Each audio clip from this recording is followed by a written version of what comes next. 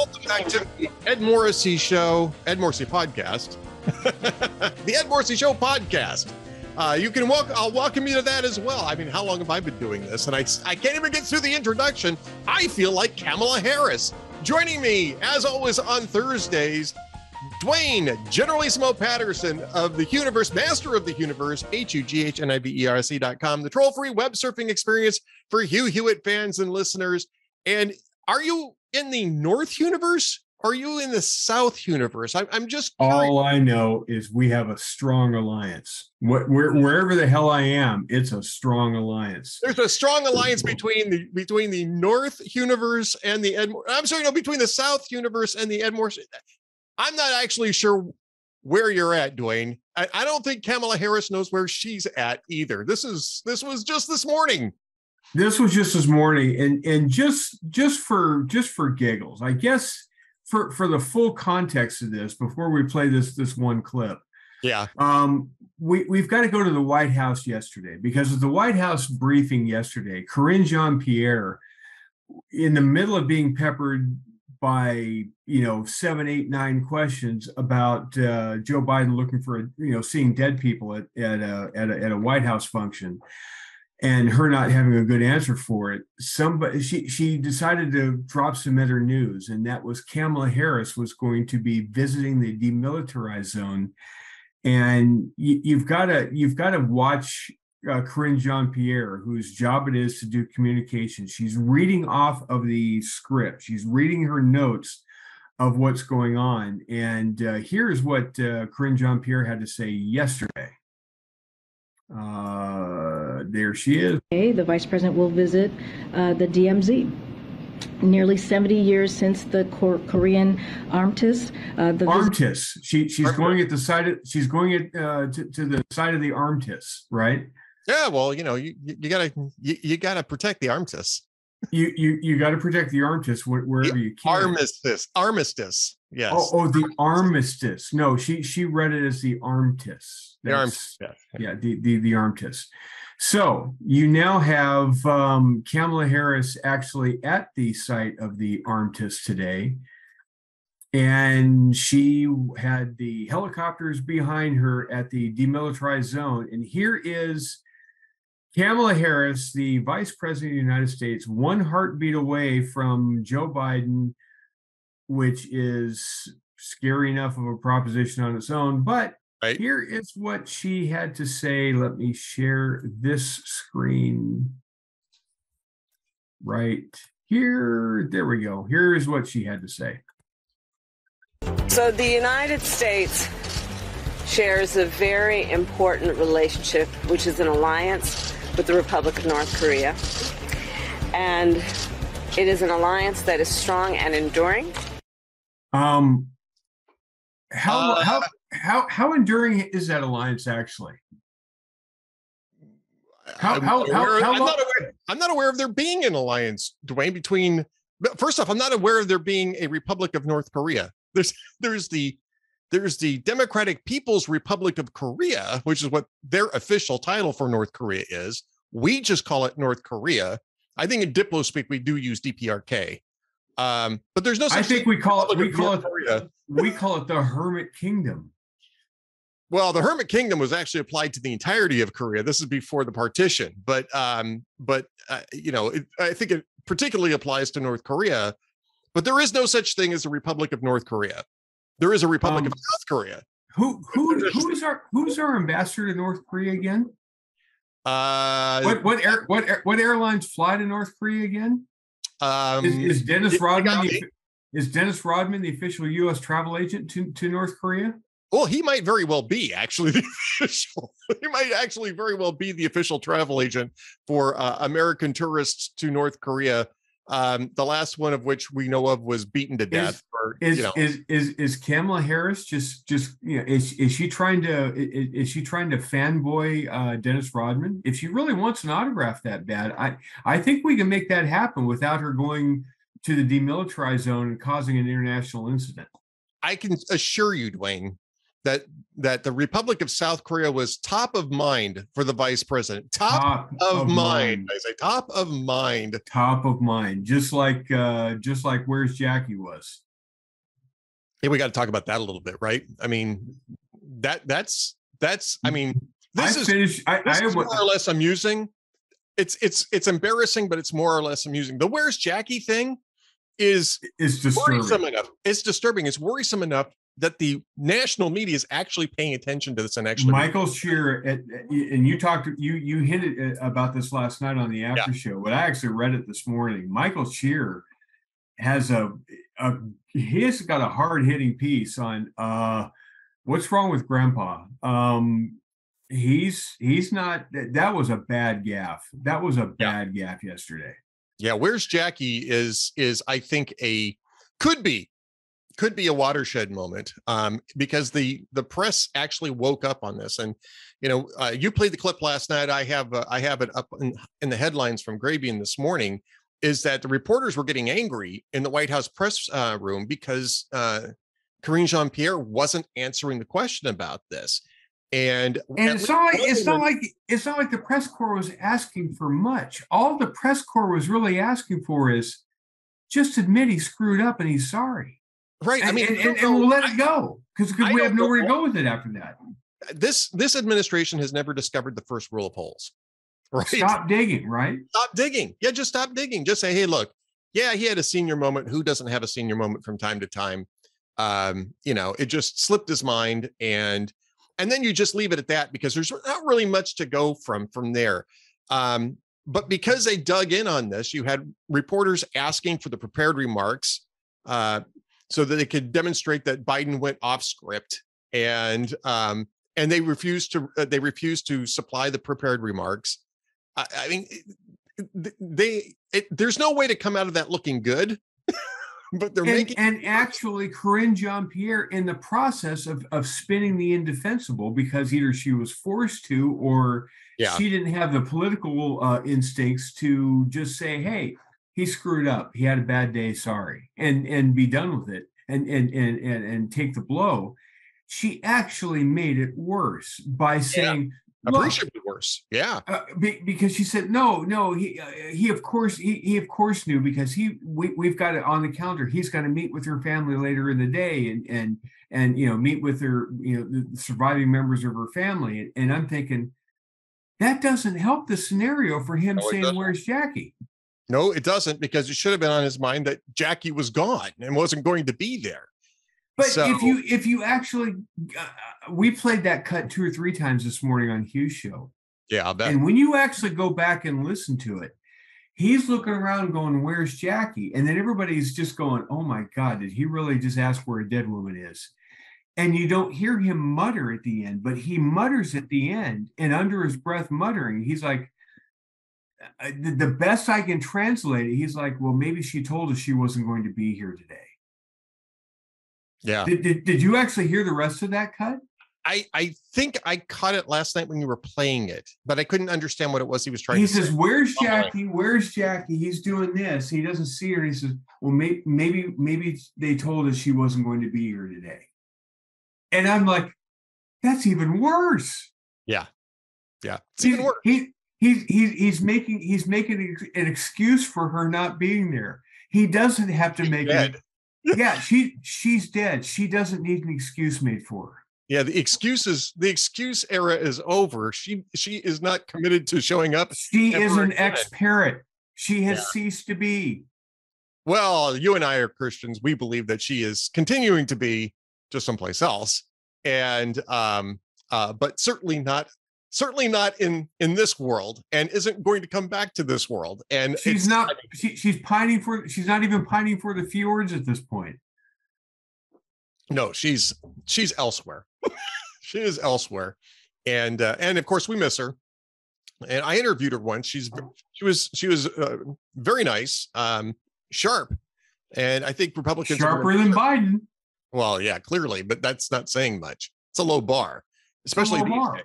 But I mean, again, getting back to, we can use this to poke fun, but really we should be using this to say, is Biden He's not up for this job? He is not up for this job. And I think this is the clearest indication yet at the podium that this is a guy who isn't up for this job. And then I think I saw a clip immediately afterwards that once again, somebody had to rescue him. I think it was his wife Jill had to rescue him at the podium because he was lost and didn't know where to go.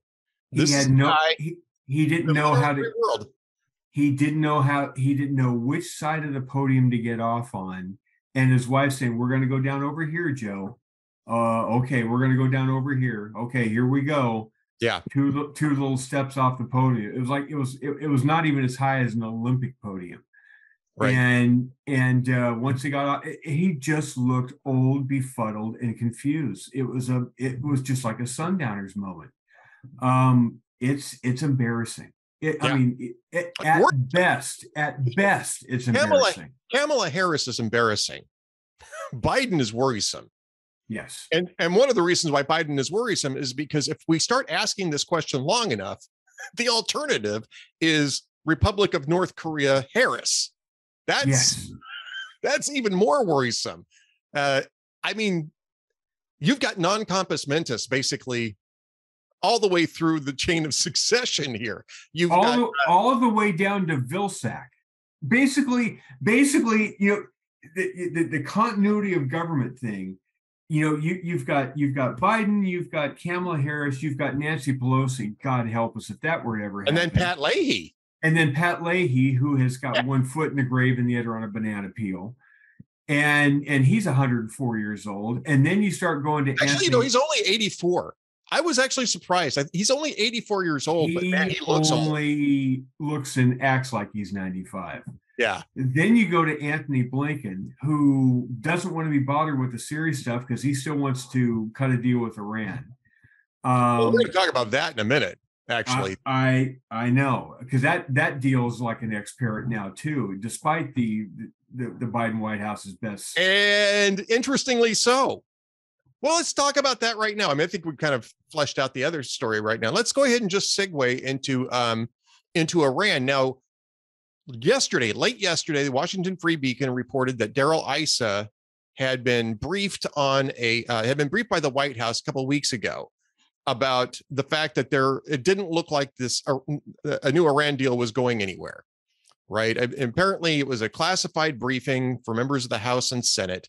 And the Biden administration said Iran is just digging in its heels and it's just not going to negotiate. Okay. I mean, frankly, that's probably good news, right? Because we think, I'm fine. It would be better if we enforce the sanctions to the same level that Donald Trump did. Donald Trump did, and got the rest of the world on board to enforce sanctions and squeezed them a little bit harder. That would just be grand in my book, but we're not doing that. No, we're not doing that. But then, Institute for the Study of War raised another question, which is, who's seen Ali Khamenei lately? The supreme leader of Iran, the top mullah, has not been seen. And I mean, we just went through this with Xi Jinping, right? I mean, Xi Jinping got back from the Samarkand conference, in which both he and Narendra Modi sort of tweaked Putin publicly over the war in Ukraine. Xi goes back and disappears. I'm going to use that in scare quotes, right? Right. And it started all sorts of rumors that, well, maybe there's a coup in place, and they're sending a couple of guys to the executioners, which is kind of a routine thing in China anyway. We just don't usually pay a lot of attention to it unless there's other circumstances involved. And then it just turns out that Xi Jinping was, doing COVID isolation for the 7 days after getting back into the country, right?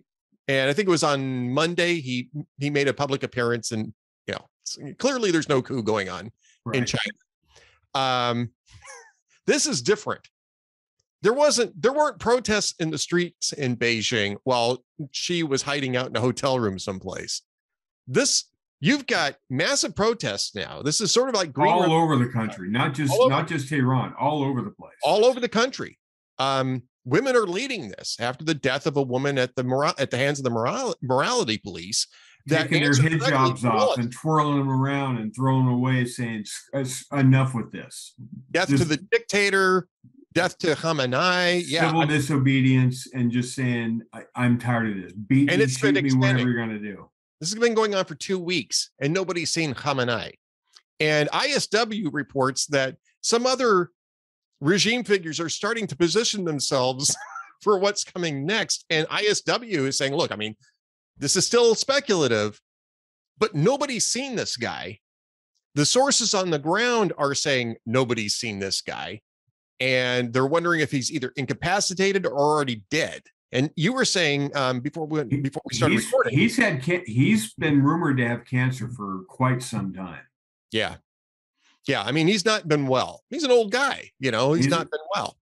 He's an old guy. And if he's got cancer, my guess is they don't have the best treatments in the world in Tehran. So if he is incapacitated and everybody's wondering where he is, has anybody checked the end zone of the Meadowlands? He's always going to be a cornerstone of this organization, says Raisi. Has anybody checked the cryo tank next to where Walt's head is? Look, and I think this may be related to why the Biden administration is kind of throwing in the towel a little bit on the JCPOA. Because there's no one to negotiate with currently. Well, I mean, the negotiators are still there, but I think they're worried. The Iranian negotiators are worried about who on their side is going to sign a deal and then report back to who are we reporting back to again? Right. They're waiting for the music to stop and see who's got chairs before they're going to do it, before they're going to lift a finger in any direction. Exactly. We haven't even really heard much from Raisi since his actually ISW says he delivered a speech that sounded an awful lot like "This is the reason why I should be in charge" speech. I think it was yesterday. So I mean, again, didn't get a lot of report in the media, but if Khamenei were in full power and full control, if Raisi would have done that, well, he would have gotten slapped around internally. Yes. And he's still because the mullahs rule this thing. So, I mean, Raisi isn't going to be the next supreme leader. He's probably a mullah of some sort, but it's probably going to be one of the governing mullahs that would be the next supreme leader, somebody who descends directly from Khamenei. But when there's nobody in charge, that's when things get really, really, really hinky sideways.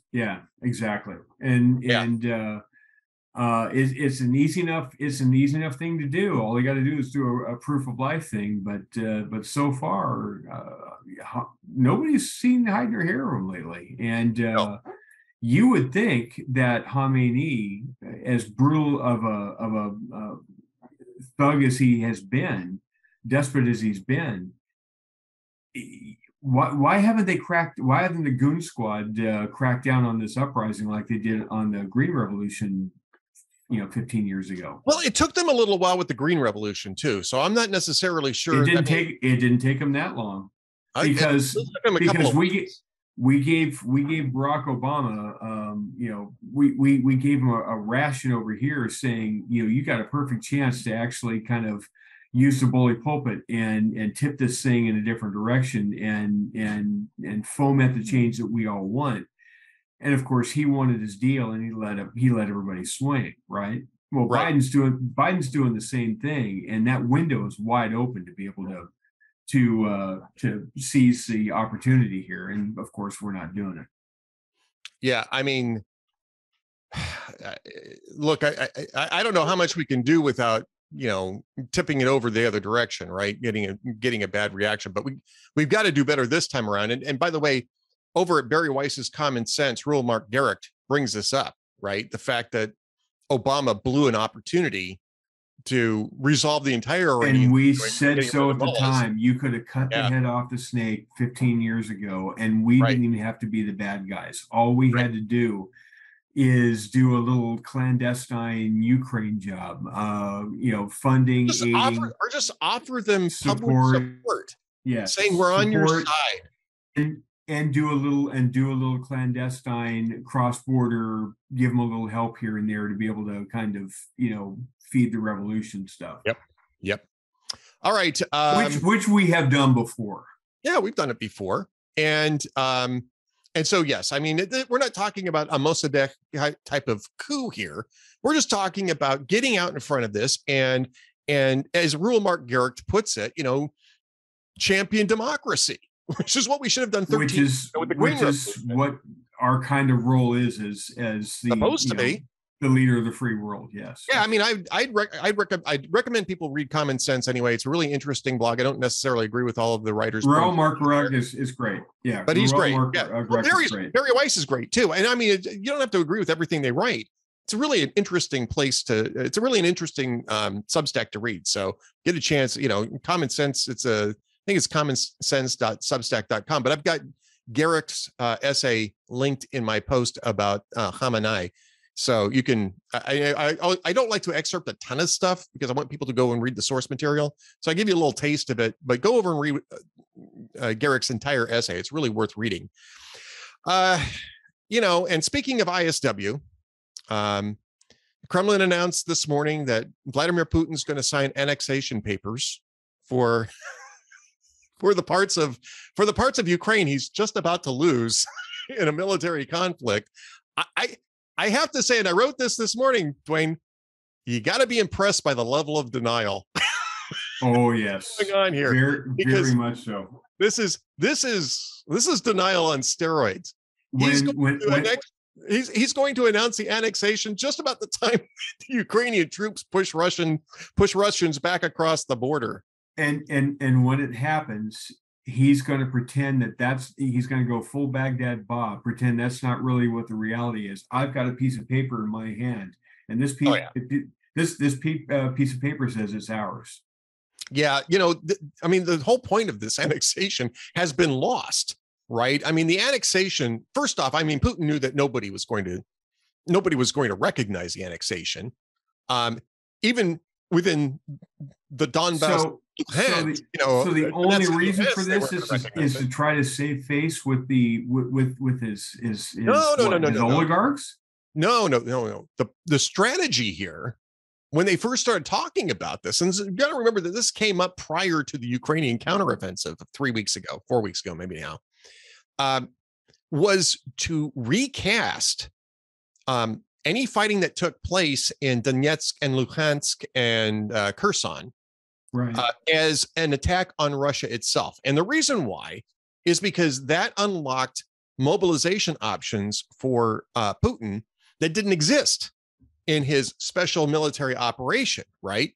There were troops he couldn't send, illegally anyway, right? I mean, as much as Putin is, a law unto himself, some of those constraints may not necessarily be total obstacles anyway, but politically speaking, what he wanted to do is he wanted to recast this conflict as an attack on Russia, which allows him a defensive mobilization legally. Now, that strategy was always a little fantastical, but it got proven fantastical over the last couple of weeks. I mean, Putin ordered a partial mobilization, and what did the Russian people do? They ran for the border. They ran away. I mean, a ton of them try to stream into Finland. Well, they're trying to stream into Finland. They're going to Turkey. The EU get me out of this place. They've had 66,000 border crossers from Russia in the last week alone. It's staggering the amount of flights. It's staggering. The people are fleeing Russia, which tells you that the Western media has largely missed what the Russian people actually think of this special military operation. They've been relying on, the Russian media reports to say, oh no, Putin's got the Russian people behind him. He's gaslighting them, but he's got them behind him. He's going to be, this is a popular use of force bullshit.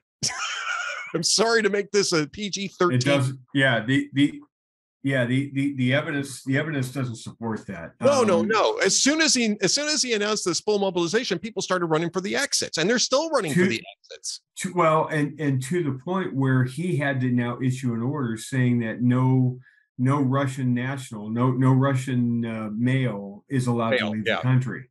Yeah, none of the males are allowed to leave the country. Some of them aren't even allowed to leave their provinces, apparently, and unless it's to be transported to Ukraine. So that's not exactly a position of everybody's with you. No, and this is the reason why I'm saying this is really a level of denial that is almost, performance art. The entire reason for doing the annexation is to unlock all these mobilization options. There's nobody that's going to mobilize for this. People are going to resist this. It doesn't matter whether it's legal or not now. People aren't going to comply. They don't even have the weapons anymore. They don't have any armor anymore for these people. They don't have any trainers for these people. They're literally going to truck them to the front, maybe with a small arm, maybe a AK-47 or something like that, and some ammunition, and say, they're cannon fodder. And they know they're cannon fodder. They're realizing that they're cannon fodder. There's this big blackout in Russia, supposedly. Putin is controlling the information space, blah, blah, blah, blah, blah. Well, the New York Times had a really interesting thing last night. You talked about this last night in the after show about soldiers just calling home from the first month of the war. Yes. Telling everybody back home how effed up this operation was. And that's before they got put on their heels. This is right. in the opening round. This is the Kyiv campaign. Yeah. Which they actually were progressing at first, and then got their asses kicked and had to retreat back to Belarus. They were taking losses early on, but early on in the campaign, quantity was a quality all of its own, and they were just overwhelming in numbers. But they were still advancing. They were taking losses, but they were advancing. But even while they were advancing, you're hearing reports from the front line that the Russian soldiers knew this was a cluster from the word go. Right. You put enough small arms into the hands of some of these conscripts, and they're going to turn around and start fragging their officers and start making a run back for the Russian border. Right. And, right now, and ISW is also reporting, that Ukrainian forces are beginning to encircle Lyman. I'm not sure if that's the correct pronunciation. In English, it would look like Lyman, Lyman, which is a very important communications hub for the Russian occupation forces. And if they cut Lyman off, you're going to see another line collapse for Russia, and I don't care. I keep troops there in time. I keep waiting for the pincer move by the Ukrainians and surrounding Odessa and either taking Odessa back or working on other spots in Crimea. No, Kherson. I think you mean Kherson. I don't think they've lost. I'm sorry. Yeah, I'm sorry. I meant Kherson. Taking Kherson back and starting to reflank Crimea. Because if they flank around and take the eastern side of Crimea, and all of a sudden there's no land bridge between the rest of the concentration of Russian troops that are trying to hold Crimea and the motherland, that's when things are going to get really dicey. Yes, yeah, and Lyman. By the way, is right in that zone. It's the supply line for Donetsk and Luhansk. And those are the areas that Putin is claiming that he's going to annex. Well, good luck with that. It's this is not going to make any difference. It's a demonstration of silliness on the part of Putin. And I think that it's desperation. It's the only thing he's got left. He's desperately trying to sever the EU or sever Ukraine from the EU and the West by trying to scare the West into backing off. And what he doesn't get is every time he pulls one of these moves is it just reminds the West even more why they need to have unity and just what a threat Russia actually is, because I think that they were asleep at the switch for years on the threat that Russia posed. And now all of those blinders have been stripped away. The scales have fallen from the eyes. And every time Putin does something nutty like this, all it does is say, but the more time goes on here, it's looking more and more like Putin is reminding you of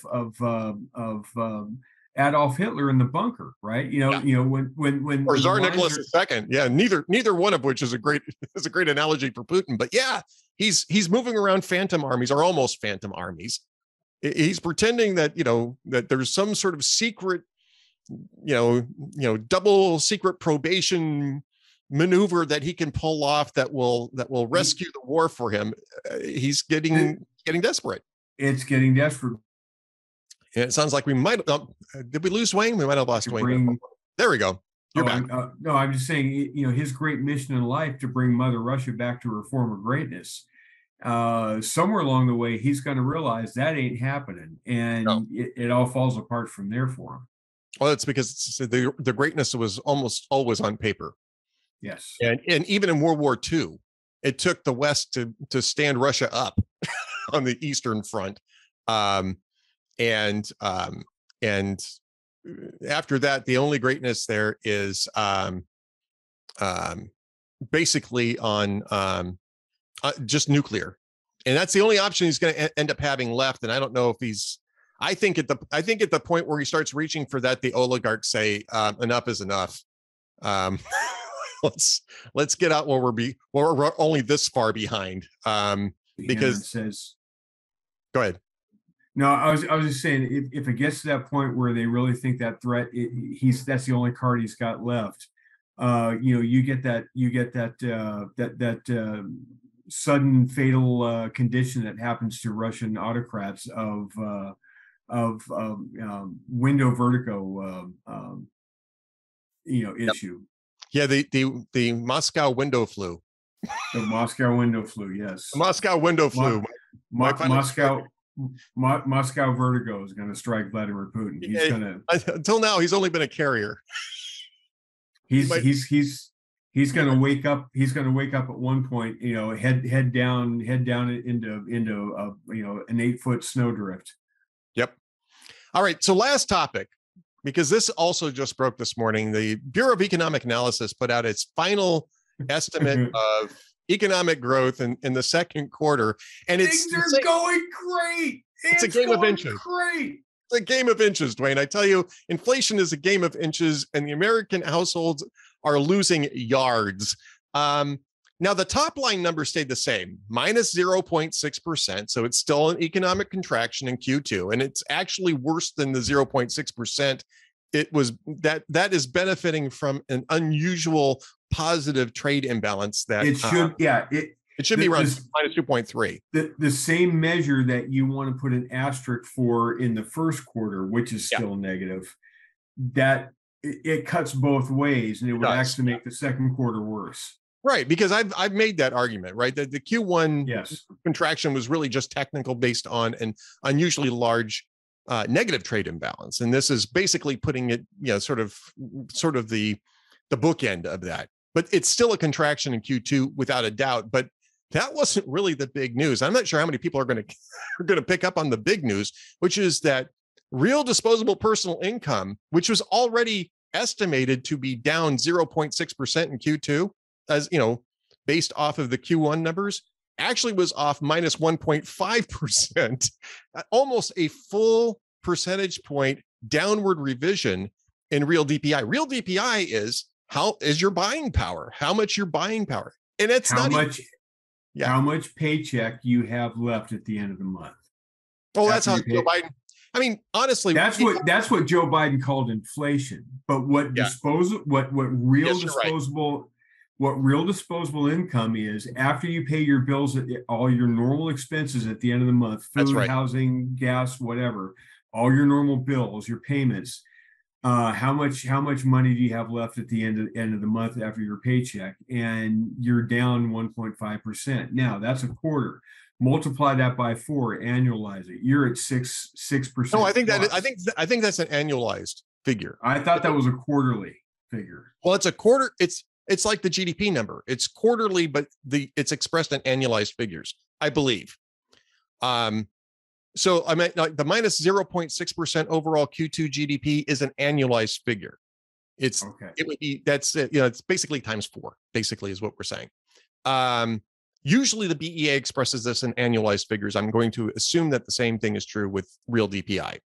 Either way, it's bad. And then when you look at what happened in Q1, and don't forget that, by the way, these are compounding. They're comparative to the previous quarter. Right. It's on top of what happened before. Right. Yeah, that got downwardly revised from what would it have been? I think 7.8%, minus 7.8%. You know, a big drop in Q1. That's now at 10.6%, minus 10.6% in Q1. They had to go back and revise Q1. And even when you revise Q1, real DPI in Q2 fell even further. So, I mean, this is really bad. And this is not an inch. This is not inflation impacting Americans by an inch. If you look at the year on year per quarter numbers, by the way, it's even worse than that. Let me pull that up, because I found that this was a real eye opener. You're gonna be horrified by this. The year on year fallback. The year on year fallback was 5.5% in Q2. The year on year fallback in Q1 was 12.8%. Of real DPI income. Real DPI. Yeah. And that's the reason why American voters are prioritizing the economy, is because they're watching their money evaporate. And so it compounds, right? It was down. Yeah. I think Duane got locked up there just a little bit again, but the point there you go, Duane. I think you're back now. So the first quarter was down 12.5. Well, year on year, right? So if you're going quarter to quarter, it was down 10.6%. I believe it was 10.6%. Okay, yes, 10.6%. So second quarter was what? Second quarter was quarter on quarter minus 1.5%, year on year from the previous Q2 minus 5.5%. Okay, so at 8% or 8.5%, that's basically the equivalent of one less month's worth of paychecks that you don't get. That's how much that affects you, right? Yep. So, or at least 1 month's worth of buying power. One month's worth of buying power. So picture everything the way it is, and you having one less paycheck a year to be able to buy everything. That's how much. Two paychecks. Two paychecks, right? Yeah. So you've got to do everything you did the year before on two less paychecks. All else being equal. Yeah. And Democrats are going to say, this is just a transition. We're on our way to bigger and better things. Trust us, vote for us. They're gonna get smashed. Every time Joe Biden comes out and says, but wages are up. People are looking around going, what are you on? Yeah. Do you not understand that you are killing us? You heard what Larry Summers said to the Aspen Institute, right? I'm not sure. I think I did, but I'm not sure what you're referring to. This is just in the last 24 hours. Larry Summers said, I haven't. He said to this, Aspen Institute confab, that for 40 years we had a pretty good handle on inflation. We had it pretty well locked in, and we lost the thread on it. We lost the control of inflation exactly a year and a half ago when we passed the American Rescue Plan, Joe Biden's $1.9 trillion stimulus. He was that bald about it.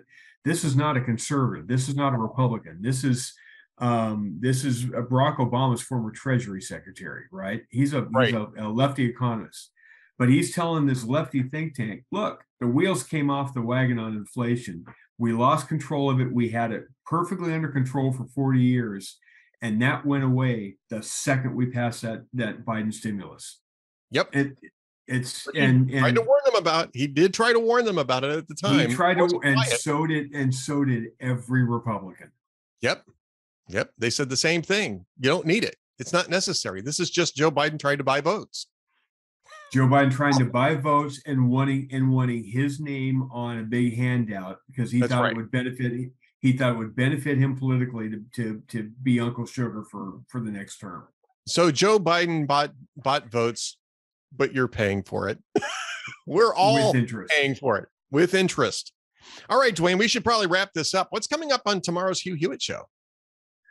We actually have a fairly busy show tomorrow. Tiffany Smiley, you might recall somebody over at the Hot Air VIPs wrote a piece about Tiffany Smiley. I think that was in the Tropic Thunder VIP column, wasn't it? I think that was in the Tropic Thunder section. I think that's exactly right. In the Tropic Thunder section, there was a piece about don't count out Tiffany Smiley, because that actually could be a thing. She's going to be on tomorrow. Another one of the people that Kevin McCarthy featured at his retreat in Wyoming a month or two ago. A guy named Juan Ciscomani is running for office in where do I want to say he's running for office? Arizona 6. He's going to be a really good story tomorrow. Sonny Bunch is going to be on. Tom Cotton's going to be on. Dr. Oz is going to be on tomorrow. It's going to be a full day tomorrow. Wow, that sounds great. That starts at 6 a.m. Eastern time, 5 a.m. in God's time zone, 3 a.m. on the left coast. And if you're a member of the Huniverse, HUGHNIVERSE.com, troll-free web surfing experience for Hugh Hewitt fans and listeners, you can watch the Hugh Hewitt Show and be there for all of that. If you're not a member, and you should be by now, you can listen to it on the AM radio dial. Duane, what should people do if they can't find it on the AM radio dial? Well, that's really simple. You find a station where we ought to be on, and you march in there and you get that general manager in front of you and you say, look, I don't want to be this direct about it, but if you don't put Hugh on right this very minute, I'm going to call in our strategic alliance partner, the Republic of North Korea. I was going to say that you have to rely on the Republic of North AM radio band, but okay, I'll go with that. That sounds good. You can also ask, where's Jackie? But you could go in and ask, where's Jackie? Yes. You will probably get a lot of confused looks if you try to do that. But yeah, you can do either of those two things, or you can just go to HughHewitt.com, listen to the audio stream there. Duane, Generalissimo Patterson. By the way, don't forget to tune in for the after show tonight. You got one going on tonight, Duane? Of course. Baker's Dozen's on Friday. That's tomorrow. Oh, that's right. No, my guess is Kamala Harris is gonna be right up there tonight, because that happened just in the last hour. That's fresh. That's real fresh content. And I'm sure that's not the only thing she said. So I'm guessing we're gonna have some prime cut choice red meat audio to play and video to play today. Well, you know what we're also going to have is prime choice Tropic Thunder VIP today, because Duane's column will go up this afternoon, and you're definitely going to want to read that. That's about Joe Biden and gas prices and the midterm elections. Why they're going back up. Yes. And why they're going to go back up. And that will be coming up this afternoon, probably about the same time that the podcast is going to be published. So keep an eye out for that. Duane Generalissimo Patterson, thanks for being with us. We'll talk to you again next week, sir. My pleasure. Thanks. Stay tuned for just one more message from the Ed Morrissey Show coming up next.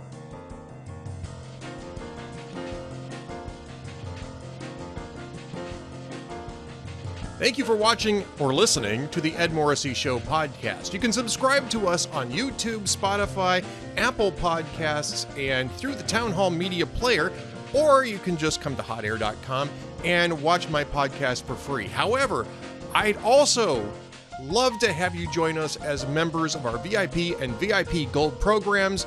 That allows us to defeat the stranglehold that big tech has on information and get you the best information that we possibly can. Plus, we have a lot of new value-added content coming to us from Town Hall Media stars and my good friend Adam Baldwin. He and I are doing the video series, The Amiable Skeptics. It's 1 hour of discussion a week, strictly for our VIP and VIP Gold members.